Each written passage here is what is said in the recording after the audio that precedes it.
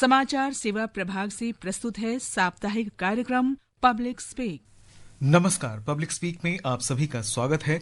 मैं हूं निखिल कुमार और आज का हमारा विषय है ओटीपी से जुड़े स्कैम को समझने और धोखेबाजों से अपने फोन को कैसे बचाएं। इस विषय पर बातचीत करने और आपके प्रश्नों का उत्तर देने के लिए आज स्टूडियो में हमारे साथ हैं साइबर सुरक्षा विशेषज्ञ डॉक्टर अनूप गिरधर और डॉक्टर अमित दुबे। आप दोनों का बहुत बहुत स्वागत है। थैंक यू सर, धन्यवाद। नमस्कार। तो श्रोताओं, अब हमारी फोन लाइंस खुल चुकी हैं। आपकी कॉल्स का हमें इंतजार है। हमारा नंबर नोट कीजिए 011 यानी दिल्ली का कोड। हमारा नंबर है 23310481। दूसरा नंबर है 23717117। तीसरा नंबर 23717106 और चौथा नंबर है 23314444। इन नंबर्स पर कॉल करके आप हमारे विशेषज्ञ से सवाल पूछ सकते हैं। इसके अलावा आप हमारे Twitter handle @AIR news alerts पर भी #AskAIR के जरिए अपने क्वेश्चन पोस्ट कर सकते हैं। ये कार्यक्रम हमारे mobile app news on AIR और दूरदर्शन की DTH सेवा पर भी उपलब्ध है। आप दोनों का एक बार फिर से स्वागत है। डॉक्टर अमित, सबसे पहले कार्यक्रम की शुरुआत में आपके साथ में करना चाहूंगा, ओटीपी से जुड़े स्कैम किस तरह के होते हैं, किस तरह से लोगों को ये नुकसान पहुंचाते हैं और ऐसी कौन सी चीजें होती हैं जिनसे बचना बहुत जरूरी है? देखिए, सबसे पहले तो हमें समझना होगा कि जब हम कैंपेन चलाते हैं कि ओटीपी मत दीजिए, ये कैंपेन हमारी वर्क इसलिए नहीं करती क्योंकि कोई ओटीपी देता नहीं है, हमेशा ओटीपी लिया जाता है। तो मैं आज आपको वो तरीके बताऊंगा कि कैसे कोई आपका ओटीपी ले सकता है बिना आपके किसी क्रिटिकल इन्वॉल्वमेंट के जी। और ये बहुत रिस्क इसलिए हो जाता है क्योंकि जितने भी हमारे फाइनेंशियल ट्रांजैक्शंस हैं उसमें ओटीपी के बिना वो हो ही नहीं सकते। राइट। और जितने हमारे दूसरे ऑथेंटिकेशंस हैं, चाहे वो व्हाट्सएप का हो, चाहे वो ईमेल का हो, उसमें ओटीपी बड़ा रोल प्ले करता है। तो चाहे वो हैकिंग हो रही हो, चाहे वो पैसा निकल रहा हो, एक ओटीपी का की रोल हमेशा रहता है। और यदि ऐसे 12 तरीके ऑलरेडी मार्केट में हैं जो आपको नहीं पता है तो आज नहीं तो कल आप फंस ही जाएंगे।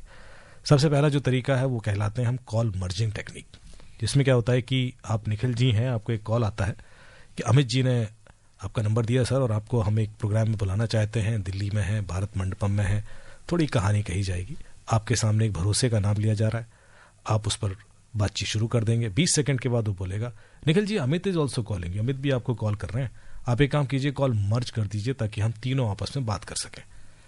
अब आप ऑलरेडी कॉल पर हैं और आपको एक और कॉल आ रहा है और आप देख रहे हैं कि वो अमित का नंबर नहीं है, तो आप कहेंगे अरे यार अमित का नंबर तो नहीं है, अरे उनका VIP नंबर है, आप मर्ज कीजिए ना, अभी बस मर्ज करके कॉल करते हैं क्योंकि अगले हफ्ते इवेंट है सर, इतना टाइम नहीं है। थोड़ा सा अर्जेंसी दिखाया, आपने कॉल मर्ज कर दिया और मर्ज करते ही आपके अकाउंट से पैसे निकल जाएंगे, या आपका व्हाट्सएप हैक हो जाएगा, या आपका जीमेल हैक हो जाएगा। आपने कोई ओटीपी दिया? नहीं। आपने कोई QR कोड स्कैन किया? नहीं। आपने कोई लिंक क्लिक किया? नहीं। आपने कोई ऐप इंस्टॉल की? नहीं। तो फिर पैसे कैसे निकले? क्योंकि आजकल सारे ओटीपी कॉल पे भी आते हैं जी। आपको जो वो दूसरा कॉल आया वो आपके ओटीपी का कॉल था। एक मिनट, अब हमारे साथ में पहला कॉलर जुड़ चुका है, अविनाश जी हैं त्रिपुरा से, इनसे बात कर लें, फिर अपनी चर्चा आगे बढ़ाएंगे। दुबे जी, अविनाश जी आप अपना प्रश्न पूछिए। जी सर, नमस्ते। जी नमस्ते, प्रश्न पूछिए। जी, मेरा सवाल है सर कि आपके मान लीजिए किसी ने आपको ओटीपी भेजा और आपने उसके बातों में आकर ओटीपी उसको दे दिया, उसके बाद तुरंत ही हम कुछ कर सकते हैं ओटीपी देने के बाद? जी अनूप जी। जी हाँ, बहुत ही इम्पोर्टेंट क्वेश्चन है ये। यदि आपका ओटीपी आप लोगों ने शेयर कर दिया किसी भी वजह से, तो इसके लिए हम प्रॉपर इसको रिपोर्ट कर सकते हैं। और अगर वो फाइनेंशियल ट्रांजैक्शन से रिलेटेड है तो आपके पास करीबन 1 घंटा है, 1 घंटा जो कि प्रॉपर एज पर SOPs हैं, स्टैंडर्ड ऑपरेशनल प्रोसीजर्स के अकॉर्डिंग बता रहा हूं। 1 घंटे के अंदर यदि आप उसी OTP की डिटेल्स अपने बैंक को अपडेट कीजिए कि ये एक फ्रॉडलेंट ट्रांजैक्शन है और ये गलती से हुआ है, या किसी भी गलत नंबर पे, गलती से किसी और गलत नंबर पे अगर आपका पेमेंट चला गया है, तो भी आप इस चीज का रिपोर्ट कीजिए। रिपोर्ट करने के लिए बहुत सारे पोर्टल्स हैं, हमारे पास बहुत सारे ऑप्शंस हैं। पहला, जब भी फाइनेंशियल फ्रॉड हो तो सबसे पहले, और ये पूरे इंडिया में कैंपेन चलाया गया इसीलिए ताकि सबको जागरूकता मिल सके, हमारा एक पोर्टल है, दैट इज नंबर है एक 1930 तो सभी जानते हैं ये साइबर अपराध रिपोर्टिंग पोर्टल के लिए है, जहां पे आपके फाइनेंशियल फ्रॉड स्पेशली जब हो तो आपको 1930 पर रिपोर्ट करना है। अगर एक चीज और, सिर्फ रिपोर्ट ही नहीं करना है, इसके साथ साथ सबसे पहले आपको अपना जो ट्रांजैक्शन हुई है, ट्रांजैक्शन का आईडी, उसके सारे एविडेंसेस, किस समय हुई है, कहाँ, किस आईडी पे गया है, वो रिपोर्ट, वो आपको डेटा कलेक्ट करके रखना है, प्रिजर्व करना है, आपको एविडेंसेस प्रिजर्व करने हैं ताकि आप उसको रिपोर्ट कर सकें। एक और हमारा पोर्टल भी है cybercrime.gov.in, तो आप वहां जाके इसको रिपोर्ट कर सकते हैं और वहां पर आपको अपना रजिस्टर करना होगा और ये सारे एविडेंसेस आपको अपलोड करने होंगे। इसके साथ साथ क्योंकि आपका बैंक से पेमेंट कटा है, देखिए ओटीपी का मतलब है आपका अगर बैंक से ट्रांजैक्शन हुआ है तो हाथ के हाथ आपको अपने बैंक पे रिपोर्ट करना है, नोडल ऑफिसेज हैं वहां पे रिपोर्ट करना है ताकि बैंक उस ट्रांजैक्शन को पीछे से ब्लॉक कर सके और आगे जो है उसको कंट्रोल में लिया जा सके। क्योंकि यूपीआई एक ऐसी चीज है, जैसे हम पेमेंट्स करते हैं, ओटीपी आता है, तो ये एक ऐसा ट्रांजैक्शन पार्ट है जो कि एक बड़ा अर्जेंटली आपको रिपोर्ट करना जरूरी है, नहीं तो पैसा ट्रांसफर हो सकता है। इस बीच शिमला से हमारे साथ में हमारे रेगुलर लिसनर है राकेश, वो जुड़ चुके हैं। राकेश जी स्वागत है, सवाल पूछिए। जी नमस्कार। नमस्कार सर, मेरा एक सवाल ये है कि कई बार लोग क्या करते हैं, कई बार अचानक जो है स्कैनर आ जाता है हमारे सामने, कई बार वो जो अपने आप जो है स्कैन हो जाता है पैसा, और कई बार हमको पता चलता कि पैसा एकदम से गायब हो गया, तो इससे कैसे बचिए? जी डॉक्टर अमित। देखिए राकेश जी, सबसे पहले तो अपने आप पैसा कभी नहीं कटता है, हमेशा आप कोई ना कोई गलती करते हैं। यदि आपको कोई क्यूआर कोड भेज देता है व्हाट्सएप पे, तब भी आपको उसको स्कैन करना पड़ेगा, सिर्फ क्यूआर कोड आने से पैसा नहीं निकलेगा। तो आपने ध्यान ये रखना है कि कोई भी व्हाट्सएप के अंदर एक सेटिंग कर लीजिए कि कोई भी इमेज या वीडियो बिना आपके डाउनलोड किए ऑटो डाउनलोड ना हो जाए। उसमें एक ऑप्शन आता है, व्हाट्सएप की सेटिंग्स में जाएं, वहां पर ऑटो डाउनलोड को डिसेबल कर देंगे तो कोई इमेज भी आएगी ना तो वो डाउनलोड नहीं होगी। जब आपको लगता है कि यार ये किसी मेरे दोस्त ने भेजी है, आपको भरोसा है उस पर, तब उसको डाउनलोड करें, वरना ना करें तो ऑटोमेटिक कोई क्यूआर कोड आएगा नहीं और ऐसे कभी गलती से भी कोई स्कैन होकर पैसे निकलेंगे नहीं। और हमारे पास एक व्हाट्सएप से मैसेज आया है, योगेश ठाकुर है मंडी हिमाचल प्रदेश से। ये इन्होंने हमें मैसेज लिखा है कि क्या कोई हमारी बिना जानकारी के ओटीपी ले सकता है? तो डॉक्टर अनूप क्या बताना चाहेंगे हमारे श्रोता को? देखिए, आपकी जानकारी के बिना कोई भी ओटीपी, अब दो चीजें हैं, यदि आपका फोन पहले से ही कॉम्प्रोमाइज्ड है, अगर उसे रिमोटली एक्सेस किया जा रहा है तो हाँ, आपका ओटीपी लिया जा सकता है, क्योंकि आपको ये देखना है कि आपने अपने एसएमएस की परमिशंस कौन सी ऐप्स को दे रखी हैं, और अगर कोई बैकडोर ऐप है जो कि आपका एसएमएस रीड कर सकता है तो वो आपका ओटीपी ले सकता है। लेकिन अगर आप कहें कि अचानक से हो गया, तो जैसे अभी दुबे जी ने भी बताया कि आपका अपने आप कुछ भी नहीं होता है, कुछ टेक्निकली आपने कुछ गलत लिंक्स पे क्लिक किया होगा, कोई एनोनिमस लिंक आया होगा, कोई एपीके फाइल, जैसे एंड्रॉयड में या आईफोन में आईपीए एक्सटेंशन की ऐसी फाइल्स होती हैं, अगर आपने उस पर क्लिक किया तो वो एक बैकडोर एप्लीकेशन डली। जब आपके मोबाइल में वो एप्लीकेशन डल जाएगी तो रिमोटली ये चीजें एक्सेस की जा सकती हैं। तो इस तरह के जो स्कैम किए जा रहे हैं ओटीपी से रिलेटेड, सबसे पहले तो हमें ये समझना जरूरी है कि बैंक या कोई भी संस्थान, अगर हम फाइनेंशियल इंस्टीट्यूट की बात करते तो अपने आप इस तरह से कोई मैसेज नहीं भेजते। जी, बहुत इम्पोर्टेंट सवाल आपने पूछा। देखिए, सबसे पहले आपको ये समझना है कि आप पहले तो थर्ड पार्टी ऐप्स को यूज़ करना बंद करें, जैसे ट्रू कॉलर, क्योंकि वो क्या है, हमें बड़ा बोल्ड से वो नंबर दिखाता है और हम फटाफट एक ट्रैप में होते हैं। तो बड़ा सिंपल सा बात है कि आपको ये समझना है, जब आप खुद पेमेंट कर रहे हैं, खुद एक प्रोसेस कर रहे हैं, बैंकिंग सर्विसेज यूज़ कर रहे हैं और ओटीपी आ रहा है तो आप उसका यूज़ कर रहे हैं, लेकिन आपको अचानक से कहीं कोई ओटीपी आ रहा है या कुछ भी ऐसा डेटा आ रहा है, तो आपको ये देखना है कि वो ओटीपी आया कहाँ से है। इसके लिए आपको एसएमएस का हेडर पढ़ना जरूरी है। तो आपका जो एसएमएस का ऐप है, उसका एक मैसेजेस वाला ऐप है, उसका हेडर पढ़िए। तो पहले दो लेटर, पहला लेटर है सर्विस प्रोवाइडर का, जैसे वोडाफोन, एयरटेल, बीएसएनएल, पहला लेटर होता है वो पर्टिकुलर उस लोकेशन से, आपका जो सर्विस प्रोवाइडर से रिलेटेड। दूसरा लेटर होता है आपकी स्टेट, सिटी से रिलेटेड। जैसे अगर हम दिल्ली से बात कर रहे हैं और अगर मैं एग्जांपल लूँ, यहाँ एयरटेल दिल्ली से अगर कोई आपका मैसेज आया तो हम एक सर्विस प्रोवाइडर यूज कर रहे हैं, तो आपका शुरू में लिखा होगा AD, फिर हाइफन होगा, फिर 6 लेटर्स होंगे जो कि सर्विस प्रोवाइडर ने कोई भी नाम, नंबर, जैसा भी उसने प्रेजेंट करना है वो लिखा होगा। इसके बावजूद गवर्नमेंट ने, specially ministry of telecom, try bodies ने इसको कंट्रोल करने के लिए, क्योंकि फिशिंग SMS आ रहे हैं, OTPs आ रहे हैं, लोग फ्रॉड्स में फंस रहे हैं, तो आपको ये चीज देखनी है। उसके बाद सफिक्स में लास्ट में एक लेटर रहेगा। जनरली वो 4 लेटर्स हैं जो आपको समझना है। यदि उसमें P लिखा है तो वो प्रमोशनल मैसेज आया है, अगर उसमें S लिखा है तो वो एक सर्विस प्रोवाइडर से मैसेज आया। यदि वहां पे T लिखा है तो हमारा OTP के केस में क्या होगा, हर OTP की ट्रांजैक्शन में लास्ट में T लिखा होना जरूरी है, यानी वो ऑफिशियली ट्रांजैक्शनल पर्पस के लिए ही आया है। और एक और लेटर है सफिक्स में आपको मिलेगा G, यानी वो गवर्नमेंट पोर्टल से आया। ओके, इन पर ध्यान देना, इन पे ध्यान देना। इस बीच दिल्ली से हमारे अगले श्रोता NP सिंह जुड़ चुके हैं। NP सिंह जी, आपका प्रश्न पूछिए हमारे विशेषज्ञ से। सर, सभी पैनलिस्ट को मेरा नमस्कार। जी नमस्कार सर, मेरा साथ फ्रॉड हो गया। मेरे पास ऐप में UPI वाले में 1 लाख रुपए था, सारा का सारा OTP लेके मेरे से सारे पैसे निकाल लिए, मेरे को पता लग गया। तो मैंने साइबर सेल में मैं पर्सनली गया, वहां पर बताया, तो उन्होंने सब कुछ नोट किया। कोई 10 दिन कोई फीडबैक नहीं आई। फिर मैंने जो कंपनी थी उसको फोन करा तो उन्होंने मेरी हेल्प करी। उन्होंने उसने सामान मेरा OTP लेके एक मोबाइल फोन लिया, कुछ एक्सपेंसिव कपड़े लिए। जो कपड़े लिए उसकी ट्रांजैक्शन रोक दी, मोबाइल फोन की अभी उसको डिलीवर नहीं हुआ था। जी, लेकिन आप सवाल क्या पूछना चाहते हैं NP सिंह जी? मैं पूछना ये चाहता हूँ सर कि जो हमने पुलिस स्टेशन में कंप्लेंट करी, तो दे वर नॉट, बिल्कुल they were knowing nothing, and he was of sub inspector rank. He said I don't know, he was above 50 and he was not aware of the cyber laws.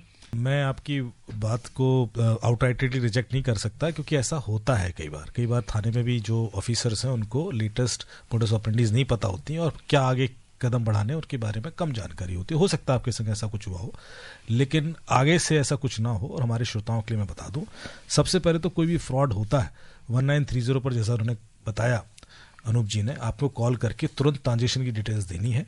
जिस account में भी पैसा गया होगा, जो भी हुआ होगा परचेज, वो वहां ब्लॉक हो जाएगा। यदि क्रेडिट कार्ड से हुआ है तो और भी आसान है, क्योंकि क्रेडिट कार्ड के लिए आपके पास एक सिग्निफिकेंट टाइम होता है कंफर्मेशन के लिए, और आप डिस्प्यूट रेज कर सकते हैं।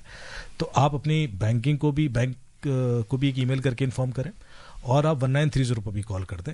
बैंक को भी बता दें कि इस ट्रांजेक्शन को रोका जाए, मैं इस पर डिस्प्यूट रेज करता हूं, ये मेरी परमिशन के बिना हुआ है।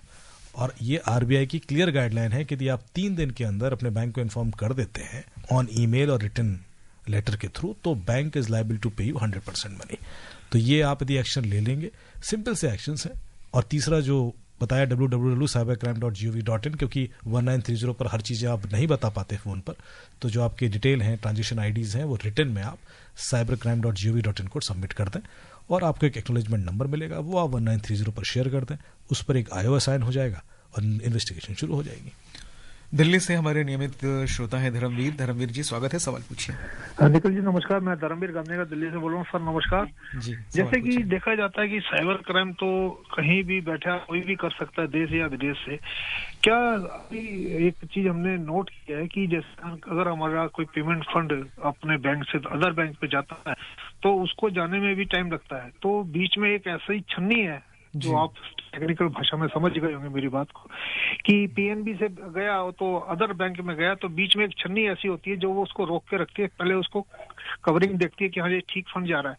तो इसको इसी जगह में 2 छन्नी और होनी चाहिए जिसको वो ठीक से पेमेंट को रोक दी जाए।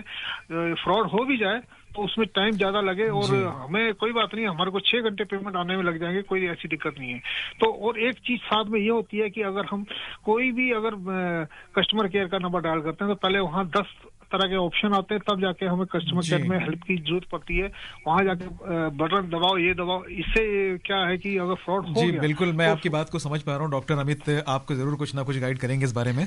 देखिए सर, इस तरह के प्रोसेसेस जब हम ऐड कर देते हैं ना, तो बिजनेसेस इम्पैक्ट करने शुरू हो जाते हैं। यदि हम बहुत ज्यादा डिले करेंगे पेमेंट का, और कल के दिन आपने आज एक दुकान पर जाकर कुछ खा लिया और बाद में वो छन्नी की वजह से पैसा उसको नहीं मिला, और उसके बाद दिन भर के उसके 100 कंप्लेंट आ गए, तो बेचारे का बिजनेस चौपट हो जाएगा।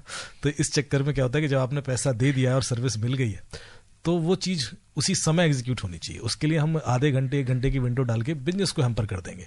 तो हर जगह नहीं होता। नॉर्मली आपने देखा होगा कि साइबर क्रिमिनल जो है वो करंट अकाउंट यूज़ करते हैं। करंट अकाउंट में फैसिलिटी होती है क्योंकि वो मर्चेंट है, कुछ बेच रहा है, वो बिजनेसेस है, तो इस वजह से ये चीज़ें इसमें डिले नहीं ऐड कर पाते हैं हम लोग। हाँ, लेकिन यदि बहुत बड़ा अमाउंट है, जैसे कि 50,000 1 लाख तक तो ठीक है, पर बड़ा अमाउंट है तो डेफिनेटली उसमें वेरिफिकेशन होता है, कॉल आता है, बैंक आपसे पूछता है और उसके बाद ही पैसा दिया जाता है। आप यदि एक अमाउंट से ज़्यादा का चेक भी डाल दें 1 लाख से ऊपर का, तब भी कॉल आता है, तो वहां पर वो छन्नियां है। लेकिन नॉर्मली छोटे छोटे पेमेंट के लिए हम लोग ये नहीं कर पाते। जी, रीवा से पंडित राम जी हमारे साथ हैं फोन लाइन पर। राम जी, सवाल पूछिए। जी, मैं रीवा से पंडित राम जी गर्ग हूँ। सर जी, मैं ये पूछना चाह रहा हूँ कि ऐसे धोखाधड़ी से बचने के लिए किन किन बातों का हम लोगों को ध्यान रखना चाहिए, जरूर बताएं। और बहुत अच्छा ये कार्यक्रम है सर जी, ऐसे कार्यक्रमों को श्रोताओं को जागरूक किया करें, ऐसे कार्यक्रम। बहुत बहुत धन्यवाद आपका कि आपने ये कार्यक्रम को पसंद किया। डॉक्टर अनूप आपकी मदद करेंगे। जी, आपका सवाल बहुत जायज़ है कि देखिए, सबसे पहले हमें अगर उसके कुछ प्रिकॉशनरी स्टेप्स पता हो, बेसिक चीज़ें पता हो, तो हम कभी भी फ्रॉड के एक विक्टिम नहीं बनेंगे। और अगर बन गए तो कैसे रिपोर्ट करना है, आई थिंक हम रिपोर्ट कैसे करना है, इंसिडेंट रिस्पॉन्स कैसे करना है, वो हम बात कर चुके हैं। लेकिन बचने से रिलेटेड जैसे आपका सवाल है, तो इससे रिलेटेड समझिए, सबसे पहला आपको किसी भी थर्ड पार्टी लिंक पे जो कि आपके मोबाइल पे, आपके सोशल मीडिया अकाउंट में आए, और अगर उसमें लिखा हो कि कहीं वो कोई APK, जैसे अगर आपके पास एंड्रॉयड फ़ोन है और उसमें कोई APK लिंक आ रहा है, तो कभी भी ऐसे लिंक्स पे आपको क्लिक नहीं करना है, क्योंकि वो ही एक रास्ता है जिससे आपका मोबाइल कॉम्प्रोमाइज़ हो जाएगा और फिर आगे की सारी प्रक्रिया कहीं रिमोटली कंट्रोल होना शुरू हो जाएगी। तो पहला, अपना डिवाइस किसी और को दे नहीं और किसी और का डिवाइस खुद ले नहीं। तो ये बेसिक सा प्रिकॉशन सबसे पहले आपको ये लेना है। दूसरा, जब आपने अपना डेटा, आपने कह रहे हैं आपने शेयर नहीं किया, तो इसके बावजूद कुछ बेसिक, मैं कुछ नॉन टेक्निकल सपोर्ट के लिए बताना चाहूँगा। आज की डेट में आपके पास बहुत सारे ऑप्शंस हैं जहां आप OTP और UPI जैसे ट्रांजैक्शंस आप करते हैं और उसमें आपको एक बार OTP आता है और आप ट्रांजैक्शन को प्रोसेस करते हैं। तो बेहतर यह है, जहां आपकी सबसे ज़्यादा सेविंग्स पड़ी हैं, मैं ये कहूँगा कि उस अकाउंट को कम से कम ऑनलाइन और इंटरनेट पे यूज़ कीजिए। ये जितने थर्ड पार्टी ऐप्स हैं, स्विगी, जोमैटो, ओला, उबर और ऐसे जहाँ जहाँ आप लोग अपना जो OTP लेते हैं, तो एक अकाउंट की बजाय एक और सेविंग अकाउंट रख लें जिसमें एक मिनिमल बैलेंस आप मेंटेन करें। इससे आपको अपने बैंकिंग को भी आप ऑप्टिमाइज कर पाएंगे, इससे आपका सेविंग्स भी आपको मैनेज कर पाएंगे। आपको पता होगा आपने मंथली कितना आपका बजट है, उस हिसाब से अपना ट्रांसफर कर सकते हैं और मैनेज कर सकते हैं। और चूंकि आज के समय में तो पैसा ट्रांसफर करना बहुत ज्यादा बड़ी बात नहीं है, आप आराम से पैसा अपना ट्रांसफर कर सकते हैं किसी बड़े अकाउंट से छोटे अकाउंट में। इस बीच हमारे साथ थाने से गुरुनाथ जी जुड़े हुए फोन लाइन पर। गुरुनाथ जी, आपका सवाल क्या है? हाँ जी सर, नमस्ते। नमस्ते।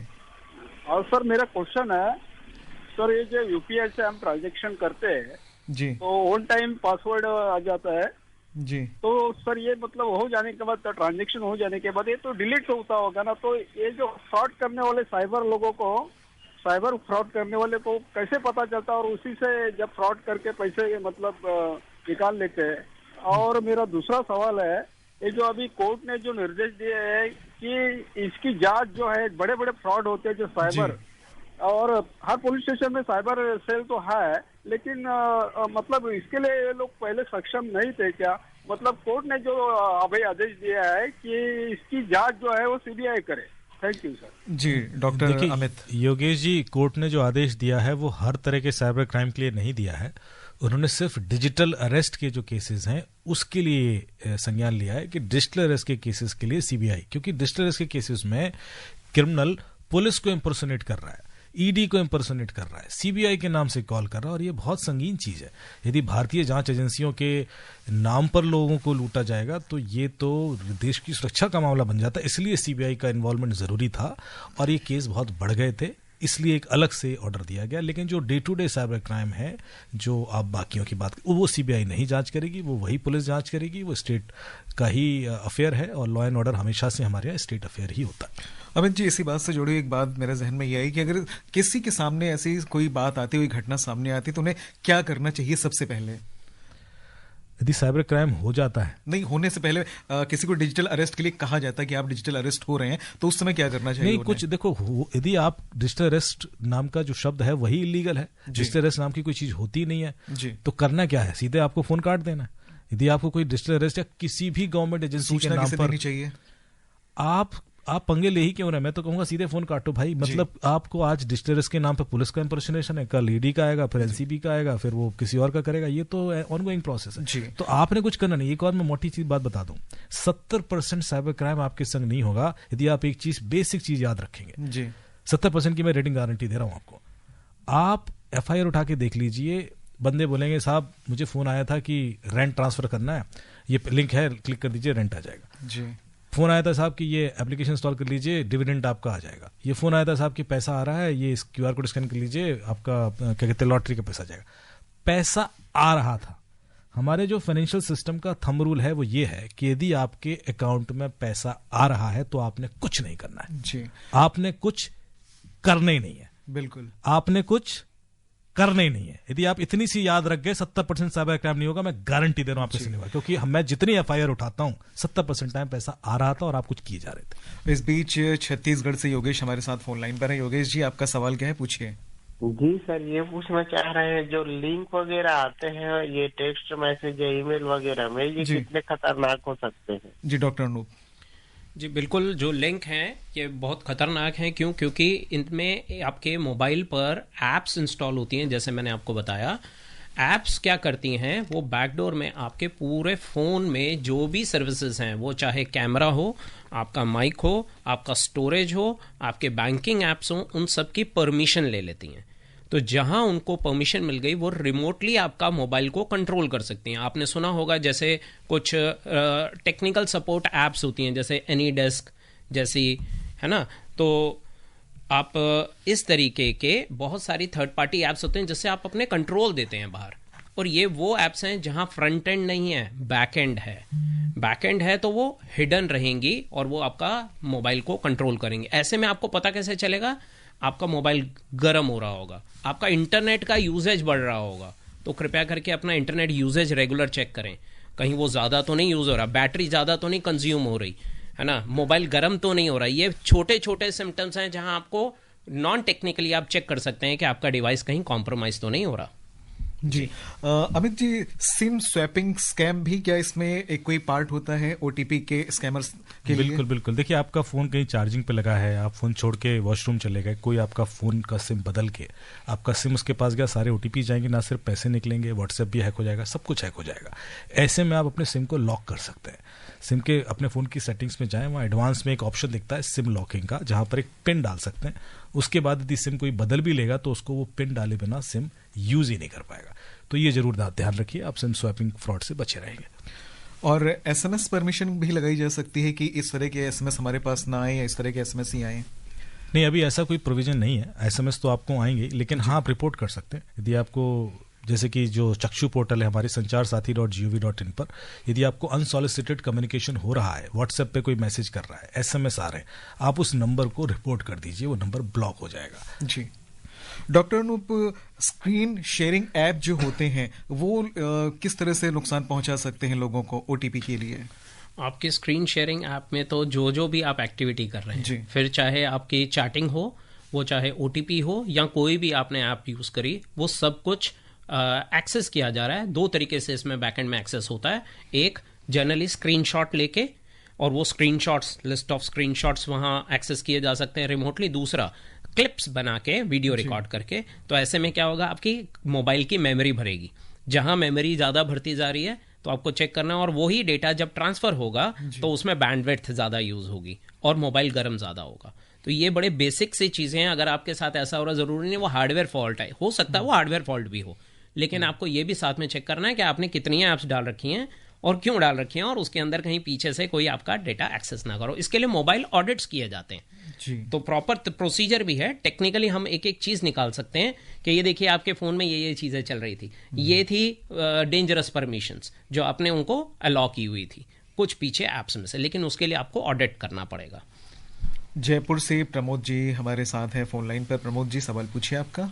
हाँ नमस्कार, मैं प्रमोद बोल रहा हूँ। मेरा क्वेश्चन ये है कि मेरा निवेदन है कि ऐसा ये जो फर्जी एप्स वगैरह होते हैं, कोई ऐसा सिस्टम डेवलप हो या होने जा रहा है कि ये एप्स इसमें मतलब आए नहीं मोबाइल में।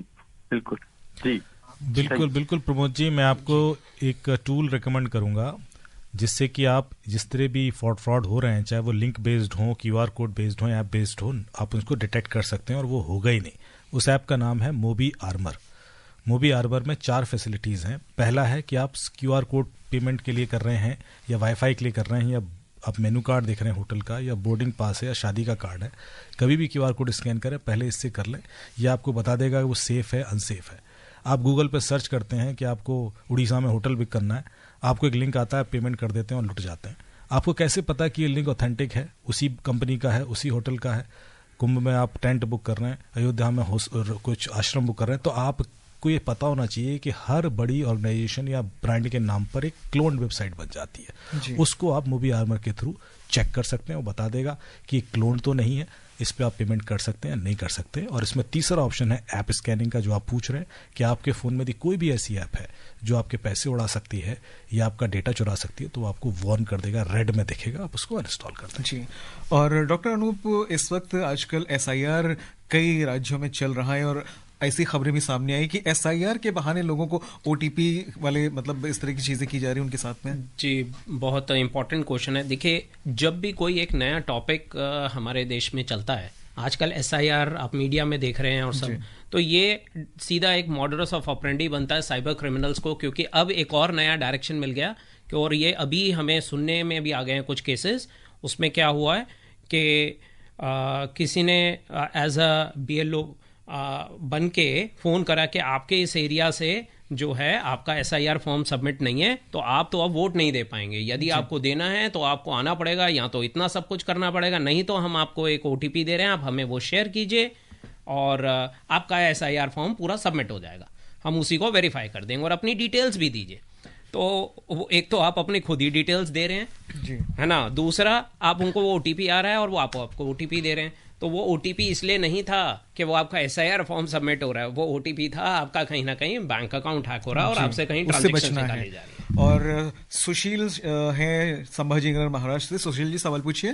तो हमारी सैलरी जमा होती है, उसके दूसरे 3 दिन बाद ही मुझे SMS आते हैं कि हम आपको लोन देंगे, ये देंगे, आपका हमने ईयरली इतना डिडक्ट कर लिया है। वो डायरेक्ट डिडक्ट भी कर लेते हैं हमारे सैलरी अकाउंट से बैंक के।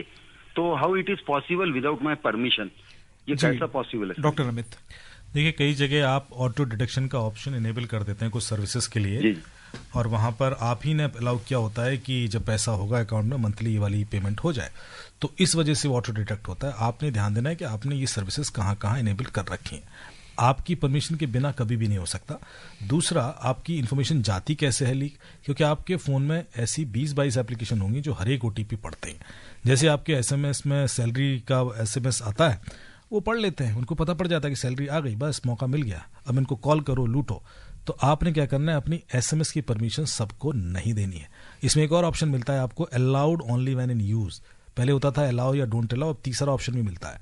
तो अपने फ़ोन के सेटिंग्स में जाएं, प्रिवेसी के अंदर, परमिशन मैनेजर के अंदर जहां SMS का ऑप्शन दिखेगा वहां क्लिक करेंगे और जितनी भी एप्लीकेशन को SMS का परमिशन दे रखा है सबको डिसेबल कर दें या चूज कर लें allow only when in use.